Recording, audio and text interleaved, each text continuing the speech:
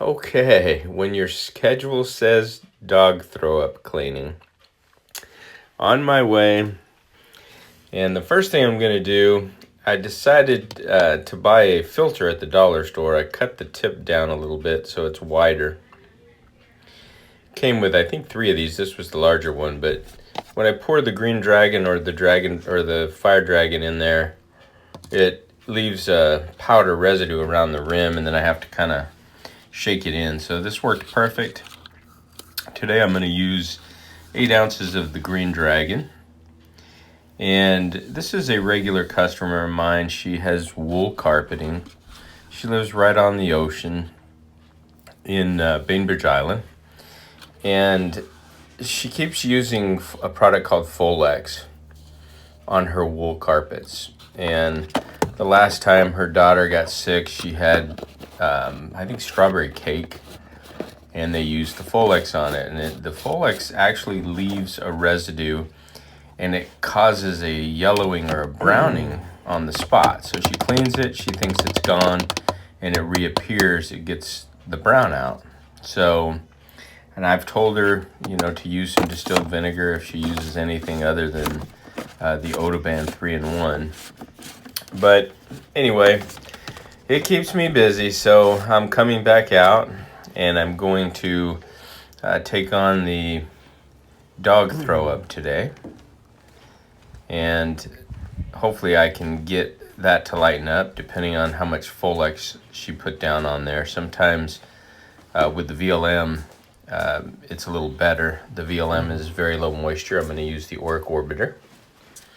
That way I'm not saturating the carpet and pushing any of it into the fibers. And with wool carpet, the less water, the better experience you're going to have. Because wool is similar to, think of a sheep out in the rain. When the sheep gets wet, when it starts to dry off, it browns. It turns all yellowy. It's called cellulose brownout. So it's a natural fiber, and that's what happens. So, and the soap products are just not good for wool. You can use Green Dragon on wool because it's only an 8.5 on the pH scale, plus any residue will dry to a powder. I've done it on this carpet the last time, and actually on the walkthrough you'll see it still looks fantastic. It's been, oh gosh, almost a year. They do take their shoes off, which is great, but they have 2 dogs, 2 big labs, and so it sees regular traffic and children. But the VLM and the Green Dragon have been just absolutely amazing. They have this convenient sink out in the garage, and it's just high enough for these 2-gallon sprayers. I'm going to use the pump up today. I pulled my old 2-gallon sprayers. I think one's a Smith and one's a Husqvarna, and they're the best. I mean, these Smiths and Husqvarna, the maintenance on them is virtually nothing. They last forever. But I bought that big 3-gallon one thinking it would save me time or having to bring 2 in at a time or refill. And actually had an accident the other day with the 3-gallon. I kind of had it probably filled closer to the top. Didn't realize there was some water that had dripped down. I was going up a set of wood stairs similar to what I'm going to be working on today. And I had the Oreck in one hand and the 3-gallon sprayer in the other. The 3-gallon sprayer was preceding me, or in front of me, and it spilled some water, and I slipped. The weight of the 3-gallon sprayer caused me to slip backwards and go down and just kind of bruise up my stomach, and I think I may have injured, some of you that have watched my videos saw when I broke my foot. So today I have the boot, the little club boot. You'll see it. I'll show it to you here in a minute. Once I get halfway up the stairs, it'll be easier to show it. So anyway, I forgot to charge my lithium powered, there's water right there, absolutely beautiful, but I forgot to charge the lithium powered sprayer, so I'm going to use the pump up, which is no big deal. And these sprayers, well, let me show you my foot here. Club foot. It's just a hard flat sole so that I don't get any movement.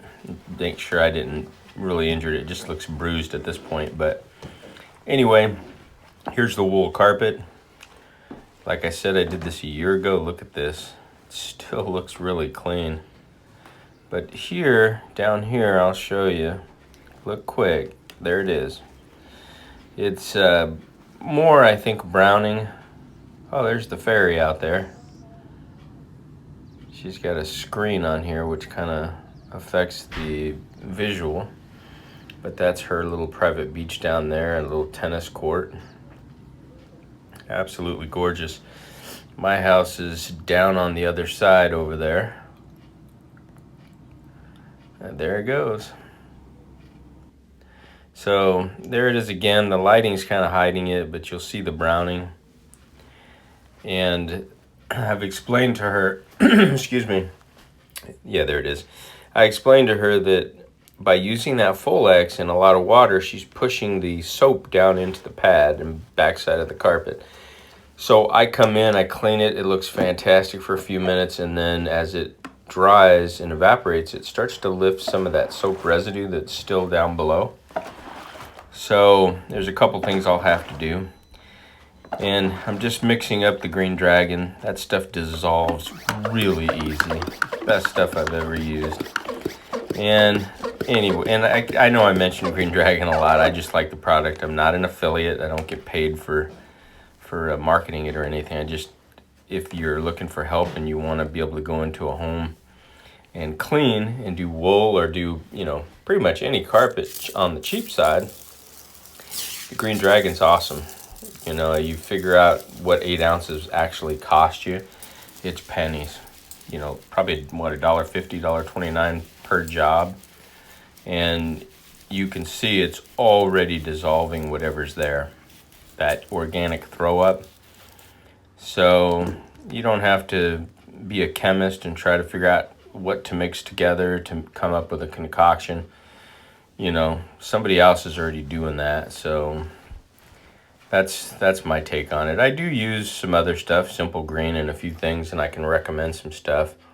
Here's what I'm using. I'm using the Challenger driver, using a microfiber pad, the Oreck.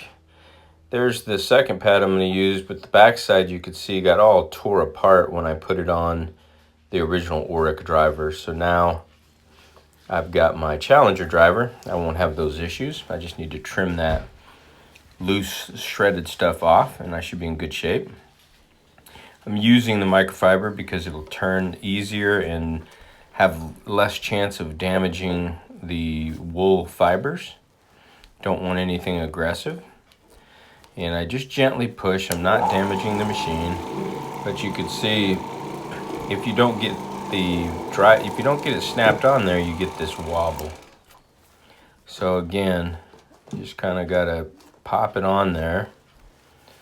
And I'm sure the Oreck's built strong enough to endure just a small push down on the surface. If not, we'd call it junk. So here we go.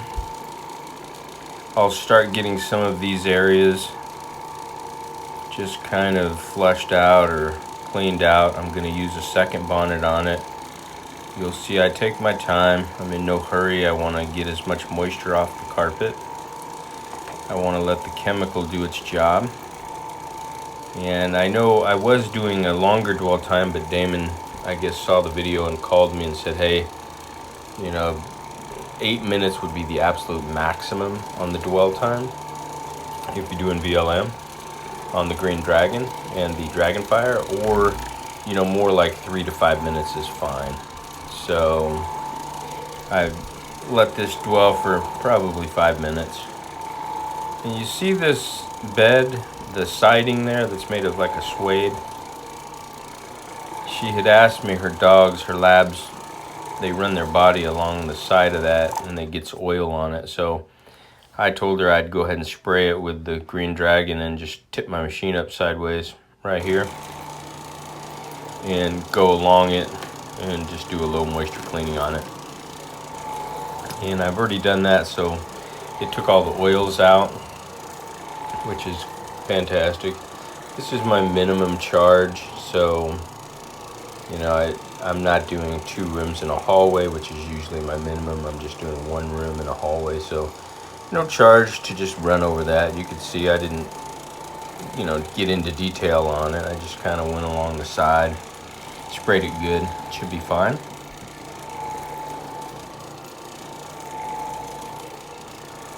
And I always get good results. This has been a year since the last cleaning, and these are white carpet, so white wool carpet, so you could see the Oreck Orbiter.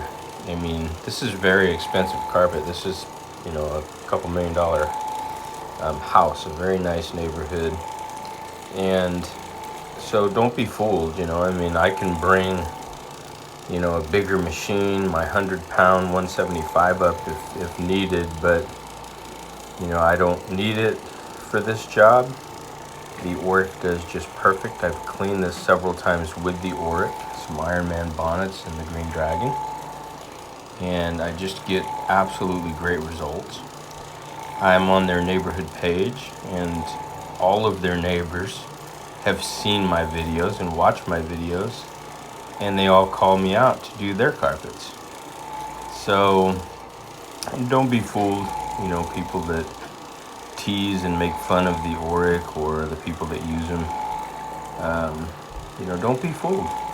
You can go into $1 million plus properties and use the Oreck Orbiter and probably do less damage and enhance the life of the carpets that are in these homes, these expensive carpets. You know, a gentle cleaning like this is perfect for what you're doing. So, and you know, I'm not just saying that. I'm not trying to be mean to anybody. I'm just saying I've done this for quite a while now, and I've come back to these homes since I started using the Oreck, and no problem. They're looking good. Very good for maintenance. You know, there is a time, obviously, when something's completely, you know, someone rebuilt a motor in their living room, or they park their motorcycles in the house. Yeah, I might drag out the hot water extractor and steam clean it. But if you've got the time and your patience, you could still do a low moisture cleaning on the dirtiest of the dirty. You know, you'll just have to go over it, and just pat it and wet it and pat it and wet it until it comes clean. And here I can already see the wick back occurring, which I go over it and it looks clean, and then you get the soap residue that she had from that Folex coming up. So what I'll do is get the air going on it. On wool carpet, you want it to dry. If you can get it to dry before you leave, all the better, because then you'll know exactly the condition that you're going to leave the carpet in. So, and then I'll switch over. I'm going to use another pad on the second half of the room, plus I'll go back over this area.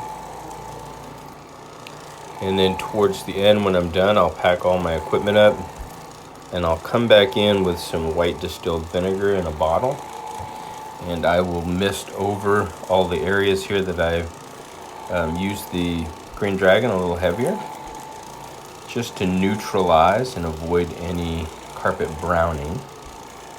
And I have told her if she uses Folex or Resolve, which she shouldn't use, just use the Odoban 3-in-1 on wool.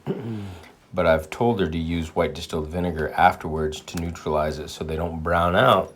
But, you know, some customers, I mean, that's why they're paying you. They don't have an interest in maintaining or carpet cleaning. They just, you know, if there's a spill, they do what everyone does, spray something on it. If it doesn't go away, then they'll call a professional to handle it. So no biggie, not knocking her for using the Folex.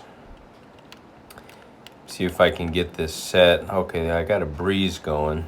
I don't know how to turn it up, but it looks like it's plenty of air. So we'll set that in this direction as I continue to work. Let it dry that area so that I could see what kind of results I'm getting. I'm pretty pleased right now with it.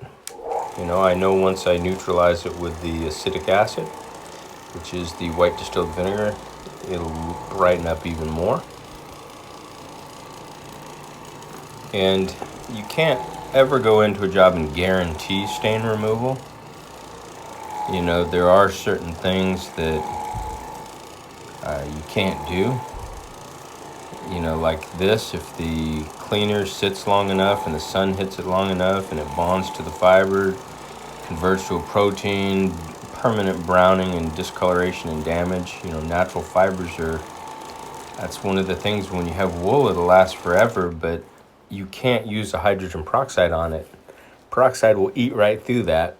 So, and that's a lesson that you might want to heed here too. If you've got wool carpet, do not put hydrogen peroxide on it. I'm telling you, it'll spread it apart. It'll just start to flake apart. You'll end up buying very expensive carpet to replace. So no hydrogen peroxide, some solvents. There's lots of things you can't use. You know, if you want to be totally safe, the only thing that I would use, or two things I guess now, is the Odoban 3-in-1 carpet cleaner. Totally safe for wool. I've used it for years.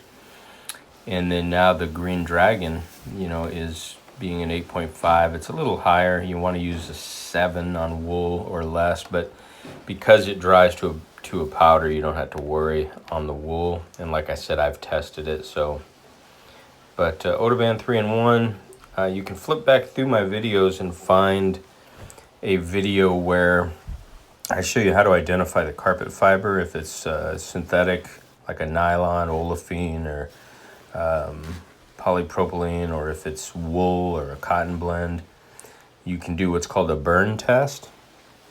You just find a loose fiber and take a match and light it. And see here, she did something there too. So I'll clean that and then I'll neutralize that with the vinegar as well. But back to what I was saying here. You light it, and if the piece of fiber just folds up and melts like a Crayola crayon, then it's probably nylon or some type of synthetic. So, and then if it embers up, like, you know, I don't know, little glistening, what do they call them, where the flames burn out? I can't think of it, but anyway, it'll burn and it'll smell like a natural hair or a natural product, or natural organic item. But you can find that, you know, it's called the burn test. There's probably other, you search on Google or YouTube, and it'll show you, or you can search how to identify carpet fiber. You want to make sure you know what you're doing. If you come into this house and you said, oh yeah, dog throw up, no problem, and you put 20 volume peroxide on there, straight or diluted, you might end up having to hire somebody to do a repair. And these customers, you know, I mean, they're you know, they like a good quality service, but more so they like their people's people type people, if that makes sense. So when they meet you, they get a feel for you and they know what you're about. As long as you're honest and you tell the truth, it'll go a long way as far as referrals and things like that. But they're also, they know they've been scammed a lot, because, you know, once somebody walks into a $2 million house and they see the vehicles that they drive, they sometimes, crooked people think, well, they can afford a lot more, I'm going to charge a lot more, or I'm going to add things on that don't necessarily need to be added. I don't do that. You know, this that I'm doing here is my minimum charge, whether you're in a 1-bedroom apartment in a low-income area, or you're in a $2 million house like this. My prices are pretty much the same. Now, if the square footage of a room goes above 200 square feet, then it's considered 2 rooms, and that's 200 square foot would be 1 room. So 201 to 400 would constitute a second room. If it's bigger than that, and I've done some 1,500 square foot basements. I just divide it by 200 and get the square footage, and I charge my per room rate, which is $50 a room, and just go from there. But I don't discriminate based on, your house or your income. And in some way it's kind of good. I mean, because, there are coupon shoppers or people that shop for price only. Those are not my customers. When I started the business, I used to deal with them, and they're just never happy. They'll never reuse you. The next coupon that says $69 for your whole house, that's who's going to get their business. It's just they're price shoppers, and that's it. They don't care. You want the shopper that, a lot of people will say, well, I'm not going to spend that much money on a Mercedes-Benz C-Class when I can get a Ford Taurus. Well, guess what? There are two different mentalities. The people that get the Mercedes are expecting a certain quality, a certain customer service and clout that goes with that. And the guy that buys the Ford Taurus is probably thinking that parts are readily available at O'Reilly's Auto Parts. He'll do all the repairs himself, and he'll probably keep it for 20 years. And it's half the price or even 1/3 of the price of the Mercedes. Mercedes parts cost more, but there's always different clientele. And in some ways, I prefer to work for the people that are not price shoppers. The ones that, they expect a quality job. They don't expect you to come in and in 10 or 15 minutes be gone. They also don't expect you just to come in, get it somewhat clean, and leave without saying anything. Here I spend quality time with my clients ahead of time, and then afterwards I let them come and review the work I did, and if there's anything that could occur, like this wick back from the soaps that she used, the Folex, I'll let her know that if it comes back, hit it with a little white distilled vinegar to neutralize the alkaline. And if she still can't get it clean, feel free to contact me. I'll stop back by, see if I can remedy the problem. So they know that, I'm not a fly-by-night, and if something happens, I'm there. This one's used me a couple times. She's actually called me back for some things, which is fine. Some wick backing stuff, even from the low moisture cleaning, simply because of the products that she uses, the Folex. And I just come back in, put a little white distilled vinegar down, run over it with the Oreck, and the problem is solved. But, that also allows her to know I'm not going to get upset or beat it in her head that, hey, stop using the Folex. I told you, why don't you just use the vinegar? What are you doing? I educate them, and then I come back and I just take care of the problem, even if it's something that they've done. So you'll get a client that will use you continually like this client does, and also put you on a neighborhood page if they have it. Or when friends ask, because people with homes like this don't want to just invite anyone into their home, especially in this area, they'll ask the neighbors and friends around, hey, do you know a good plumber? Or, hey, do you know a good carpet cleaner? And they talk about, well, how much did you pay for your house? And my clients can tell them, exactly what they're going to pay based on they know what my per room fee is and my hallway fee.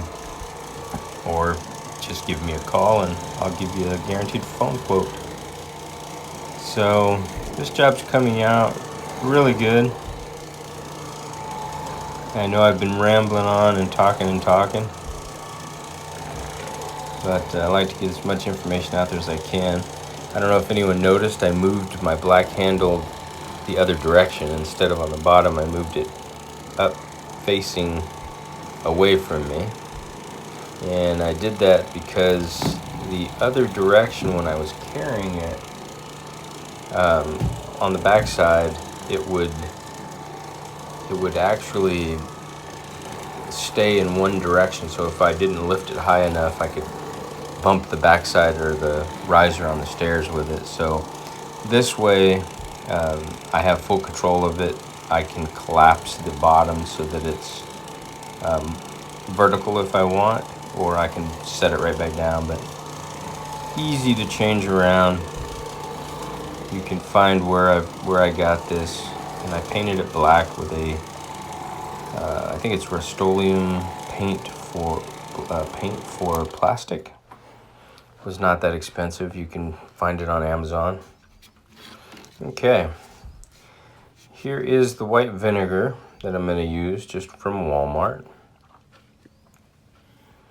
We'll find a spot for this, and we'll put maybe a third of the way up, maybe 4 or 5 ounces, just because I don't have a large area to spray. But if you know anything about the pH scale, you have acid, which is the vinegar, and alkaline is your soaps. And it goes from 1 to 14, 1 being the lowest acid, 14 being the highest. And if you can get neutral in the middle at 7, that's what, like Fabuloso, if you dilute some grain correctly, you can get it neutral. Then a neutral cleaner, you won't have any problems. Sometimes you don't even have to rinse those. So here, the alkaline levels, probably with what she used, I'd say about a 9, maybe a 10.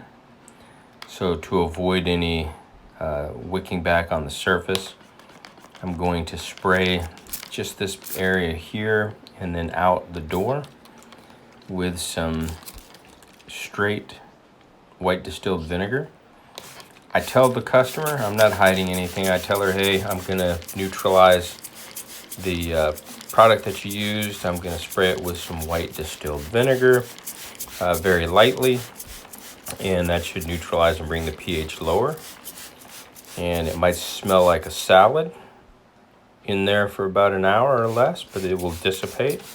It's a good disinfectant as well, and a good deodorizer.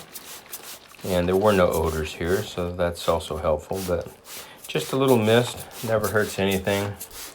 So there you go. That's how I took care of the dog vomit. Really, I think most of it was the Folex residue, but hey, what do you want? As long as the problem is solved, the customer's happy, there you go. Appreciate you guys watching this episode. Look forward to you joining me in another episode. And if you're not already subscribed, please consider doing so.